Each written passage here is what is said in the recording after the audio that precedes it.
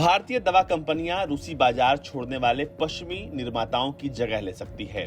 भारत में रूसी दूत डेनिस एलिपोव ने इस बात को शुक्रवार को कहा है। स्पुतनिक समाचार एजेंसी के हवाले से ओलिपोव ने रशिया 24 ब्रॉडकास्टर को बताया है कि रूसी बाजार से कई पश्चिमी कंपनियों की वापसी और उन जगहों को खाली कर दिया गया है जो वास्तव में कई उद्योगों में भारतीय कंपनियों द्वारा कब्जा कर लिया जा सकता है, विशेष रूप से फार्मास्यूटिकल्स में।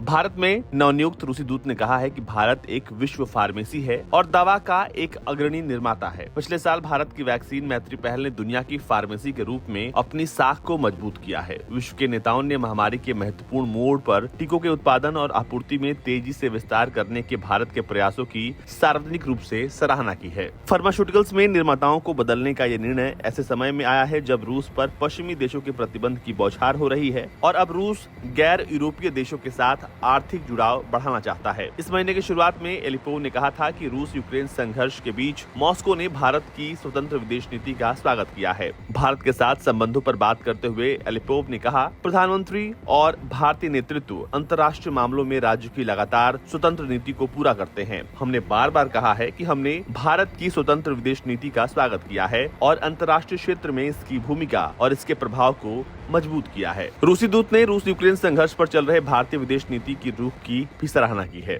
आपको बता दें कि भारत को लेकर जो रूसी दूत ने बयान दिया है उससे पश्चिमी देश जो है वो चौंक गए हैं। उन्होंने कहा था कि भारत दुनिया भर की फार्मेसी का बाजार है और जेनरिक दवाओं में सबसे बड़ा उत्पादक है जो कि किसी भी असल दवा से कम नहीं है। उन्होंने इस बात का संकेत दिया कि रूसी बाजार से पश्चिमी कंपनियों का निकलना भारतीय कंपनियों के लिए फायदेमंद हो सकता है। गौरतलब है कि रूस की तरफ से यूक्रेन में जो जंग छिड़ी गई है उसको लेकर अमेरिका और यूरोपीय संघ लगातार पुतिन सरकार और उनके बैंकों पर सख्त प्रतिबंध लगा रहे हैं। इसके चलते रूस से पश्चिमी देशों की अधिकतर कंपनियों ने अपने हाथ खींच लिए हैं। फूड चेन मैकडोनाल्ड से लेकर वीजा और मास्टरकार्ड जैसी पेमेंट गेटवे कंपनियां भी रूस में अपनी सेवाएं बंद कर चुकी हैं। इसके अलावा अभी कई और संस्थान भी रूस छोड़ने पर विचार कर रहे हैं। ऐसे में कई अहम क्षेत्रों में रूस की मुसीबतें बढ़ती जा रही हैं। बीते दिनों अमेरिका के साथ कई देशों ने रूस से तेल खरीदने पर भी पाबंदी लगाई है। ऐसे में रूस को इस क्षेत्र में भारी नुकसान की संभावना है। हालांकि अपने इस नुकसान को कम करने के लिए उसने भारत को सस्ते दाम पर तेल मुहैया कराने का प्रस्ताव दिया है।